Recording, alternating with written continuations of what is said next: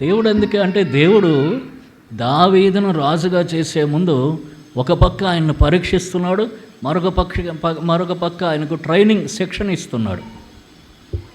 శిక్షణ ఇచ్చాడు. ఏమి? శత్రువు చేతిలో నుంచి తన మందను కాపాడుకోవటం నేర్పిస్తున్నాడు. అలాగనే శత్రువు మీద ఎగిరిపడి శత్రువుని జయించడం, పోరాడి జయించడం నేర్పించాడు. దేవుడు నేర్పించాడు అక్కడ. అది ఎవ్వరు నేర్పించింది కాదు, దేవుడే ట్రైనింగ్ ఇచ్చాడు. కాబట్టి ఇప్పుడు గొల్యాతుని ఎదుర్కోవటానికి వెళ్తున్నాడు. కనుక ఇప్పుడు గొల్యాతు దగ్గరకు వచ్చాడు. గొల్యాతుకు రాకముందు ఇవన్నీ అనుభవాలు ఉన్నాయి. సౌలు అన్నాడు, అయితే పో అని అన్నాడు. అయితే వెంటనే సరే అయితే పో అన్నాడు. మళ్ళీ ఏం మాట్లాడలేదు. అంటే సింహాన్ని కొట్టేశాడు ఈ గొల్యాతు, ఏమాత్రం లెక్క. అదనమాట మన జీవితపు అనుభవాలు. మనం ముందుకు పోరాటానికి, అడుగేయటానికి మనకు ఉపయోగపడతాయి.